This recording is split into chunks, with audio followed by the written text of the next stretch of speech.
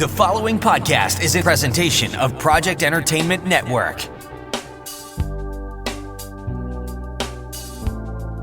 Welcome to the Sample Chapter Podcast, the show where authors read a sample chapter from one of their books. Here's your host, Jason A. Meiske. Hello, my friends. Welcome to episode 151 of the Sample Chapter Podcast, the show where authors read a sample chapter from one of their books. Hey, this is episode 151 with life coach and now author Christina M. Eder. Oh my gosh, I know you're going to love this conversation as much as I did because of Christina's infectious positivity. She really has a heart for someone that's just starting out and, wanting to help them out in their lives. She loves to live with intent. Like she says, life isn't a dress rehearsal. Not only will you be getting a sample chapter from her debut novel, Life's Too Short for Dull Razors, Cheap Pins, and Worn Out Underwear, but you're going to be finding out what a frog blog is and hear one of those today as well. So, Alyssa, are you listening? I hope you are checking this out and seeing that your friend held up her side of the Double Dog Dare. All right, everybody, get ready for a laugh because it's a lot of fun, and that's coming up here in just a few moments. Hey, first off, I want to thank my new listeners that have been tuning in all over the world. Some new places to us like Ghana, Armenia, Bangladesh, Cyprus. These have all been new to me places that have been checking out the show recently, so I want to say a very special thank you to you all.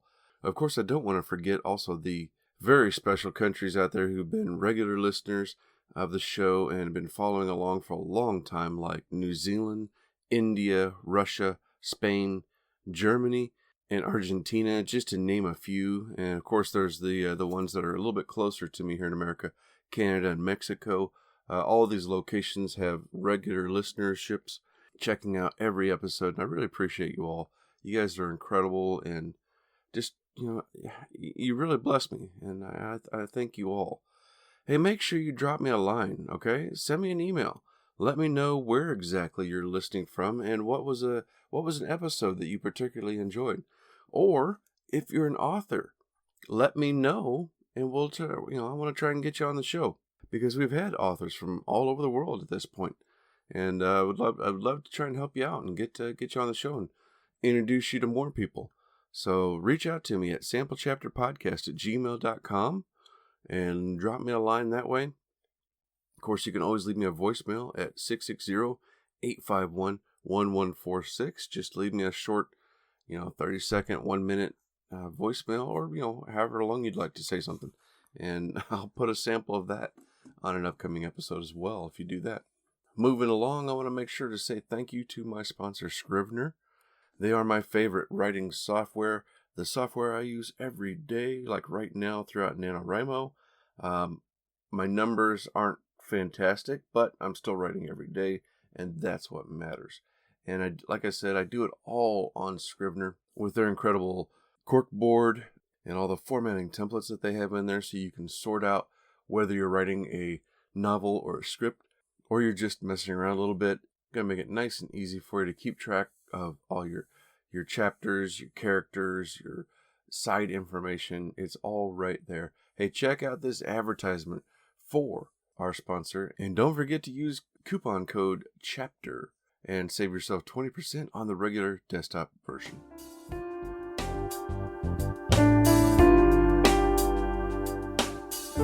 Jason here. Hey, I wanted to take a moment and tell you about my favorite writing tool, Scrivener. Now, I know you've heard about Scrivener because their writing software has been embraced by hundreds of thousands of other writers like you and I, from the novice to best-selling novelists. The reason we all use it is because of Scrivener's core concept to bring all the writing tools you use together in a single application. And with tools like automatic backup, character maps, project goals, and let's not forget that amazing corkboard, you can see why I use Scrivener every day. As a bonus for Sample Chapter Podcast listeners, use code CHAPTER for 20% off your desktop version. Scrivener writing software, built by writers for writers. I also want to thank my friends over at Pop Goes the Culture Network. Joey and the gang over there, they've been having a great time. And actually, on their flagship show, Pop Goes the Culture Podcast with Joey Mills, Joey's been having quite the run here recently, interviewing authors himself, authors, actors, all kinds of artists and musicians. Lots of really great episodes here lately. I invite you to check out the website. Click that link in the notes so you can check out popgoestheculture.com for all of their shows and catch all these episodes that Joey's been putting out lately, because they are really fantastic. And along those lines, I also want to thank our other podcast network that we're happy to be part of, Project Entertainment Network, home to about 35 other shows, wide-ranging in subjects, and just a whole slew of choices for you. Hey, check out this advertisement for one of those incredible shows. Yo, what's going on, everybody? My name is Duncan, and I'm the host of the podcast, Hash Time with Duncan. On this show, I tackle all the biggest sports stories between the hashes and beyond. If it's a big story, I'm going to talk about it and give you my opinion on it. Subscribe to my show wherever you get your podcast. All you have to do, search Hash Time with Duncan. And you can follow the show on Twitter at #HashTimeWithD. Peace. All right. Thank you so much again to our sponsors and podcast friends. Now it's time to get us on over to our interview with Tennessee life coach and author Christina M. Eder.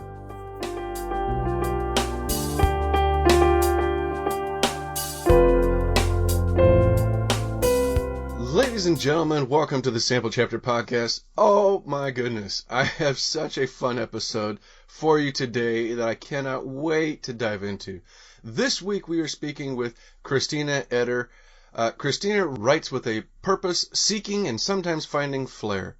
From her Martha and Mary writing studio, she has published dozens of articles to create awareness about people working behind the scenes. Christina can usually be found coloring the world with her creative writing or quick wit. And I can tell you, after speaking to her for the last, it's been almost 45 minutes now, we are having a blast, and I know I'm having a blast. Christina, welcome to the show. Thank you, Jason. I'm very pleased to be able to be part of your show. I am so happy to have you here. It's been fun corresponding back and forth with you. And then, of course, like I said, having this wonderful conversation and lots of laughs here this morning as we get all this together and getting ready for the show. So I just can't wait to dive into this some more, because you've already told me some wonderful stories. Ones that I hope will be edited. Yes. Well, how are you doing, and are you staying safe there in Tennessee? Absolutely. Yep. Just having a contagious smile. That's it. Great. Well, now I want to hear a little bit about your guest coaching. What is this? Guest star coaching is my life coaching business, because I'm an author, but I'm a life coach who writes books. And so what I do is do life coaching. Right now I'm learning to do it more on the phone. I had done walk and talk or meeting people at coffee shops. And what I feature is people that are starting out, especially those 18 to 30-year-olds, or people having a dream, or they have some place that they want to try out and they don't have a spot to go. I life coach them through that process. And so if somebody has a book that wants to get published, let's figure out how to do that together. The realtor who sold our house was actually a student. He was in his very early 20s. He said, I have only sold one other house. I said, that's still more than one that I've done. Let's figure this out. I have a house for sale. You have a realty license. Let's put the two together. He sold the house. So I believe in having that heart for people that are just starting out with something, no matter what their age is, and just really helping to support them and encourage them. So that's what my practice is based on, is the guest star coaching. And then I also write books. Well, and it sounds like a lot of that is kind of based in your positivity and how positive you are, and you know, even talking with you this morning, your outlook on things and the way you come across is just so, it's infectious. And you've really like gotten me, like this morning I've been like so busy and like, oh gosh, I hope things go well. But then I'm talking with you and it's just like, all right, I'm bouncing in my chair and I'm having a good time and this is wonderful. And I can tell you right now, this is because of speaking with you. So you have that personality that I think comes across, and I have no doubt that it's helping people. Oh, thank you very much. And right back at you. I've been able to use these podcasts with the Sample Chapter podcast as part of my Lunch and Learn, that I'll be playing one of your podcasts. And that has just drawn me to so many new authors and some of their TED Talks, and I'm just fascinated. So thank you. Well, thank you. And I will make sure that check is in the mail to you. So we'll get that. Appreciate you saying that on the air. So. Oh, gracious. So now, throughout this pandemic, how do you find yourself busier than normal, or do you think that's affected your business as a life coach? It has caused me to try plan B's and C's and D's, because we have a saying in our house that if plan A always worked, we wouldn't need the other 25 letters of the alphabet. So we have been grateful for our health in this house, and we have been given opportunities to seek out plan B and C. And I'll be honest, there have been some things where we're at plan W and it's like, well, we're almost to Z, but I haven't run out of all 26 yet. So we just go with it. Keep breathing in and out. Oh, that's great. So now, what is your history with writing? Have you always been a writer, or have you always wanted to be one? Absolutely. 6 years old, my mama still had a book that I had written when I was 6 years old, and I wrote in a diary, a journal. I had to write. It's not, what do you write? It's, I don't have enough time to write. And so what I had done is planned on going to school for journalism when I graduated from high school, and then I was encouraged to do something more logical that paid well, etc. And so being the oldest born child, I said, okay, you know what, then I'll get my business administration degree, focus on personnel, and I'll minor in psychology. And I graduated, and I still wrote for small town newspapers. I did some columns. I had always something going on with writing, but I wanted to make that a full-time career. And so there's always been that desire. Well, fast forward, I did the professional thing and the corporate and travel and all of that kind of stuff. And then 30 years later, I'm thinking, oh, goodness sakes, this isn't a dress rehearsal. This is an encore presentation. I need to get after it. And so 2018, I left the academy that I was working, and I said, this is going to be my year of intent. I am so willing to write and life coach on a full-time basis that I will live with intent, that I'm willing to live in a tent. Well, we know somebody from a campground, and he says, oh, Christina, there is no way that you're going to be living in a tent. And he said, I've at least got a pop-up for you. So that got to be the joke. So I thought, for 365 days, I'm just going to go after it. And, you know, what happens, happens. And I had saved, and it's 2020, and I'm on my third book that has gotten published, and there's 3 more that are going to be coming out by the end of next year. So our plan A says right now. Oh my gosh, that is awesome. It's so fantastic to hear that. And it sounds like very much like myself, and I know longtime listeners have heard before that I am the same way. You know, I was always working on other things, doing what I had to do as a father, and to put food on the table, and, you know, career comes first, and family, you know, those things. And putting my own personal dreams on the back burner until I found out I was going to be a grandfather. And then it's like, wow, where has time gone? I'm not doing the things I thought I was going to do. And so, like, okay, now in the mornings, no more getting up and maybe playing a game or watching what's on the DVR that I recorded the night before. It's time to start writing. This is what I've always wanted to do, and I pick it up and put it down all my life, and it's time to get real. And that was, for me, that was 2015 when I got real about it. Yes, congratulations, and what a legacy you're leaving for that grandbaby and your kids and just all of us in the community. Well, that's nice of you to say. I never considered that, but that's nice. Thank you. So, yes.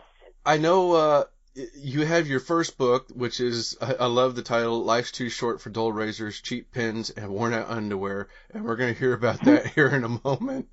But you also have these frog blogs, which are incredible, and I'm so happy I'm able to say frog blog without messing myself up or getting my tongue tied. How did these come about? Those came out after Life's Too Short for Dull Razors, Cheap Pens, and Worn Out Underwear. The publisher I had worked with had been reading my blogs, and I had written Frog Blog, and it's 500 words or less, and a lot of times I take two things and connect them in a unique way. And sometimes they're humorous, sometimes they have some street credit that I learned. Whatever it is, it's just a collection of 500 words or less essays in standalone pieces. He said, I think that would make a great collection. And I said, collection of what? He said, of books. I said, oh no, I just published that first book as a one and done, as a double dare from Elisa, one of my friends. And he said, let's just try that. Long story short, that Frog Blog was published. I was able to get 23 other people who also have great stories to tell. We put it together, and then after that, it now has turned into a 5-book collective series. So the thing that Elisa had challenged me to do is now coming back to be my funny story right back at me, and now I'm going to finish next year with 6 books as far as I know. Oh my gosh, that's so such much a great for one story. and done. Yes. And do you think are you making any plans for what's beyond that? Absolutely. There's some days where I wonder, gosh, the expiration date on my birth certificate is going to expire before I get the chance to write all this stuff. Oh my gosh! Well, I can't wait to hear what else is cooking in that brain, because it's got to be something wonderful. Just going by what we have so far. Well, what I'd like to do is something unique with the shows. Of course, the Sample Chapter podcast. We hear a chapter from one of the books, but what I'd like to do today is hear from some of these Frog Blog books, if we can, and get a sample of what people can expect from them. Sure. This one comes from the original Frog Blog, Learning on a Lily Pad, and this one is titled Saddling Up Slowly, and it's a tribute to John Wayne. So it says, talk low, talk slow, and don't talk much. With a rise in organic food production and utilizing natural resources, I'm intrigued that our communication processes don't match this growing trend. I use a flip phone. Yes, I'm writing and living this statement in 2018. Check email and voicemail twice a day and text only if it's one of my pre-programmed messages. I've watched so many people allow themselves to be controlled by their phones and computers. These devices are incredibly valuable and link us to opportunities that John Wayne didn't encounter when he saddled up for his day. I'm concerned that these networks have become technological umbilical cords, possibly cutting off life that needs to be naturally birthed. We have a family mantra. If nobody is hurt or killed, then the rest of life is just simply inconvenient. Outside of emergencies, I've discovered that my slower response time often produces organic solutions. When I'm less wrinkled, options nearly seamlessly unfold. The original intensity of a situation may not require permanent press, as the steam naturally releases the creases of life. Some people in my social circle question if I'm concerned about missing what may be coming down the pipeline. Creation wasn't designed to live in the future, and I've become more intentional about trusting God to carry me one breath at a time. I can't post-date the breath or breathe ahead of time, so like John Wayne's pointed style, one hoof, I step it one at a time. Others choose to gallop their race horses through life. I've come to prefer an ambling gait, faster than a walk, but slower than a gallop.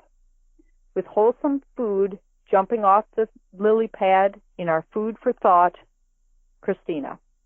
And that's how I always sign off my frog blogs, as if I'm just writing a letter. That's very nice. I like that. Thank you. And you have... Hello.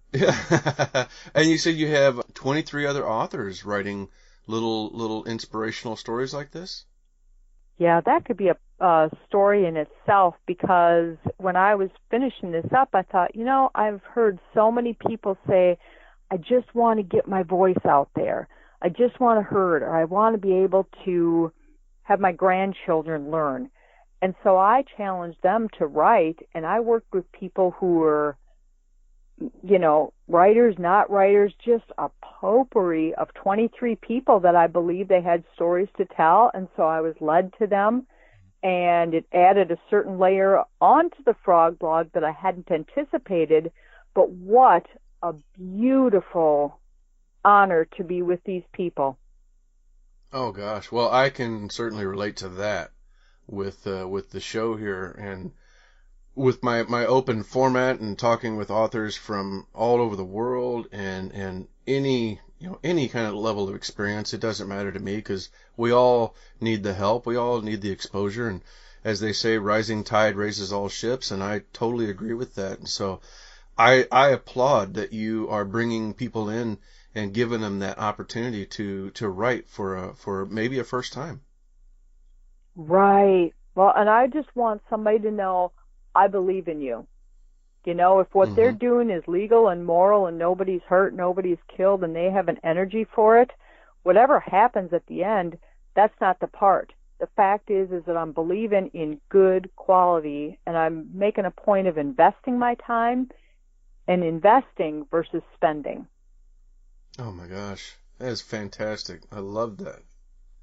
So, and that was the first from the Frog Blog Anthology. You've got the second one, Unthawed, has already come out earlier this year, and then 3 more. And, oh gosh, I just I can't wait to hear some more of these. And looking online, it's really exciting to see that you've got some of these are listed on Kindle Unlimited. So I always think that's a fantastic thing, because it gives people a chance to try it out. I mean, you're not losing anything by trying it out on Kindle Unlimited, and you can read through and check out all the books. And I'm a Kindle Unlimited subscriber myself, so I'm certainly going to be. I wanted to grab the books anyway, but now I have no reason not to. So I'm looking forward to trying it. You can also go on Barnes and Noble. And Barnes and Noble. Oh my gosh, that's fantastic. Yes, sir. Outstanding. So let's hear the story about Life's Too Short for Dull Razors, Cheap Pens, and Worn Out Underwear. How did this come to be? Life's Too Short for Dull Razors, Cheap Pens, and Worn Out Underwear was supposed to be my one and done answer to a double dare. I have a friend who we have been friends for 40 years at the time, and I was still doing a lot of distance running. And so she was trying to break into running, and I had started running when I was in 8th grade and, did a lot of distance running. Well, she said, I'm trying to get back into running, Christina. What suggestions do you have? And I had explained some things. She goes, well, I get when you're running 2 or 3 miles, but when you're at like 9 and 10 and 13, why? I said, that's my think time. And she said, okay, well, what do you think about for, 9 to 13 miles? I said, well, I don't know. And she goes, well, then why do you run? And so it got to be this joke like, well, I do it to think. And then she wanted to know, well, what are you thinking? And I said, well, I don't know, I just think. So we went back and forth, and she says, you should write a book. And I said, we've been friends 40 years. You're going to have to pay me to stay out of it, because I said, she says, well, I dare you. Ha ha, no big deal. 2 months pass. She called, she goes, Christina, how's your book coming along? I said, book? She goes, you told me you were going to write a book about what you think about when you run distance. And I said, oh my gosh, I thought you were kidding. She says, I've never known you to give up a dare. She said, it's on. Double Dog Dare. You put that out. Well, it took me 8 years, because I thought, oh my gosh, now this Double Dog Dare, a friend of mine for 40 years, Elisa, this is going to be all on you. You either get the credit or the blame. And I said, well, I'm going to just get 2 copies, one for my daddy and one for you. And I said, the rest, we'll just let it go. Fast forward through the 8 years, went through the hellacious process, and finally it came time, and the publisher said, well, your book is ready, this, that, the other, we need to do this. What's the title? And I thought, oh my gosh, never even thought of it. I had the colors down, the layout, all that, and I said, well, I don't know. Well, he caught me at a time, the publisher called at a time, and I was having a day of a face plant. There's just no nice way to say it. And I had just cut my life shaving. He called. I don't know why I picked up the phone, Jason, but all of a sudden I'm looking and I'm thinking, oh no, I've got this blood behind my knee. And he says, what are you going to call this? And I said, I don't know. I said, just put on there like life's too short for dull razors, cheap pens, and worn out underwear. And he's quiet, and I'm thinking, oh my gosh, what am I doing? I just took a face plant and dug myself even deeper. And he goes, could you repeat that? And I thought, oh my gosh. And I said, no.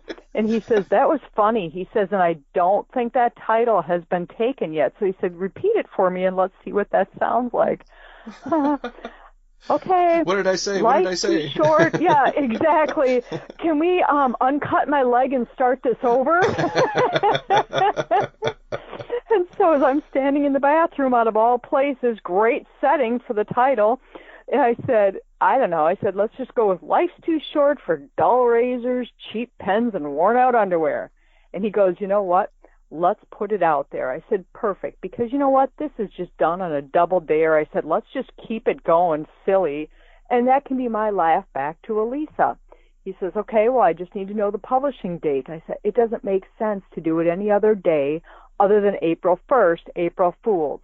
So we had this wacky title, the 80s colors with the turquoise and the pink, and then we've got this story that I just put my spleen out on the chopping block and told you, the backside, and it was supposed to just be a one and done. Well, that is an incredible story.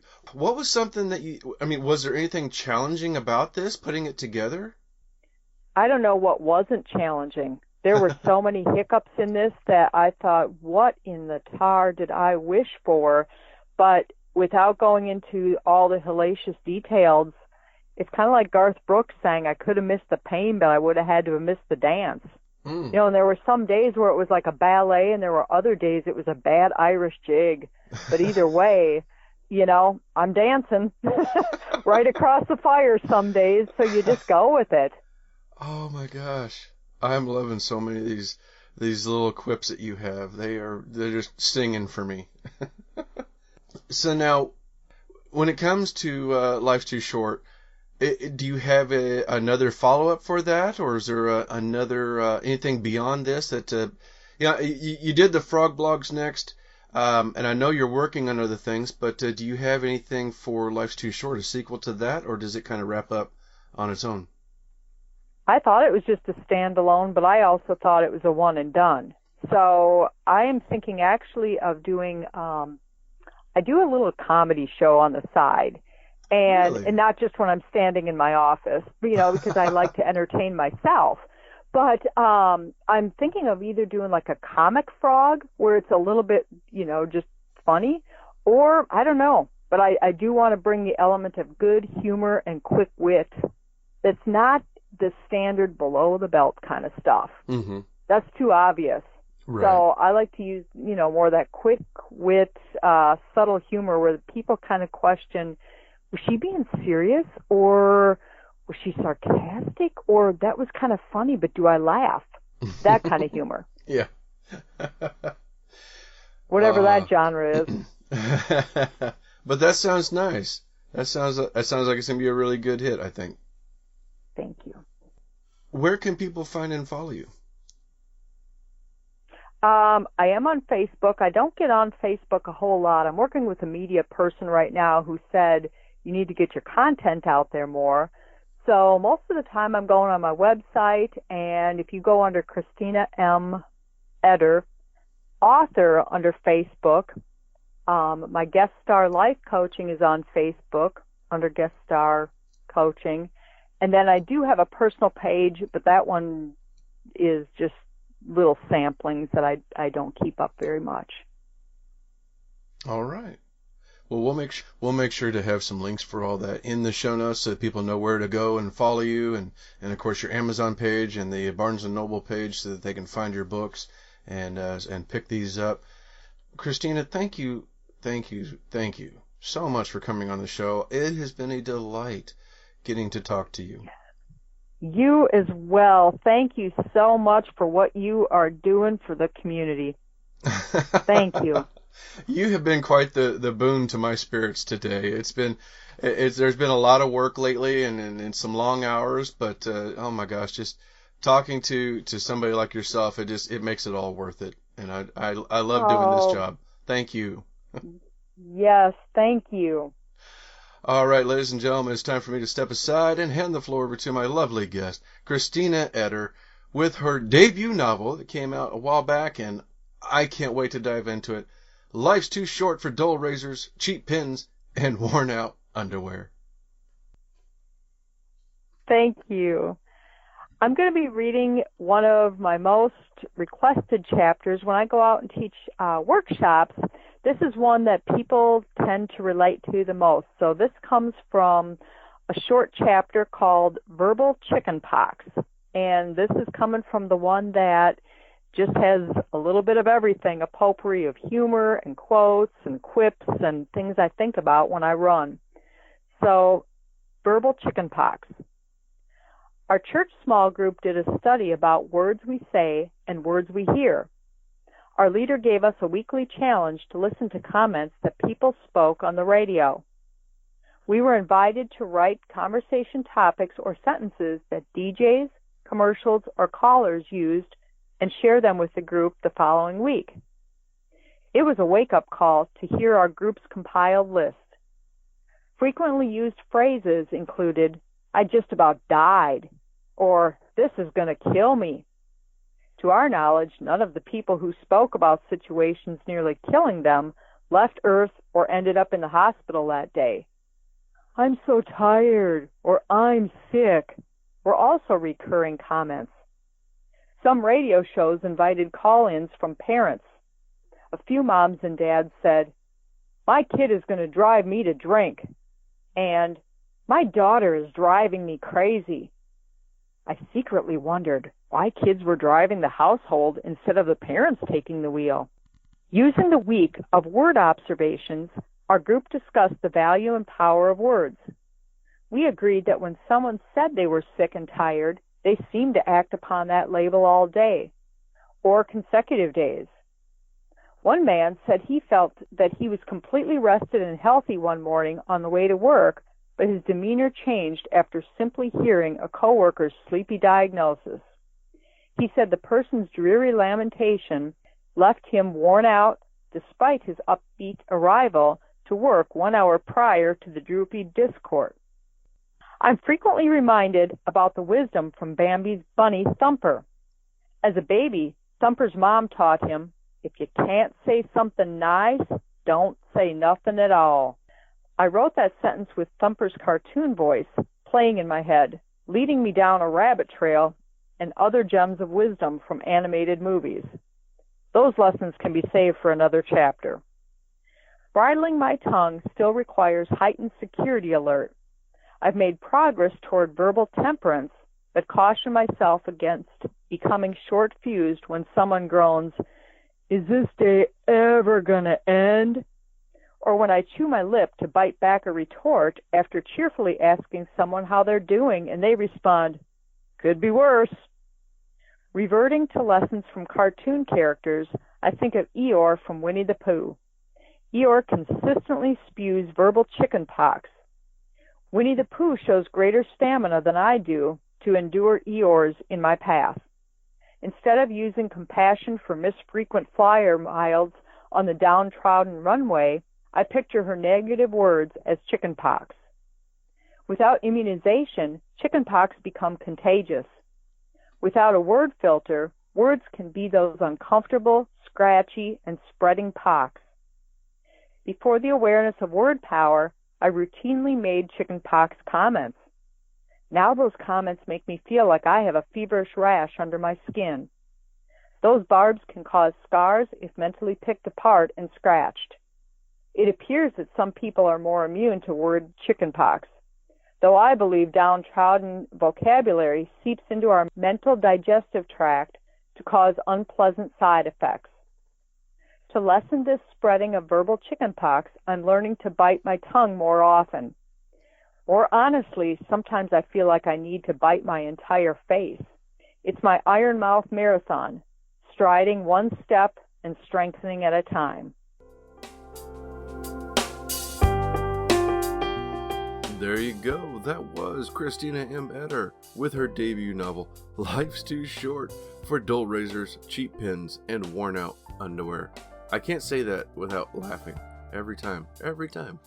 Hey, it's a fantastic book, and Christina's a fantastic author, so make sure you're checking out those links in the show notes for more about Christina, and, of course, our sponsors and podcast friends, all of them right there in the show notes. Don't forget to also hit that subscribe button so you don't miss out next time when we're back again next week with return guest and friend of the show, Armand Rosamilia. He's got another fantastic book that you don't want to miss. Until then, y'all take care. See you again real soon.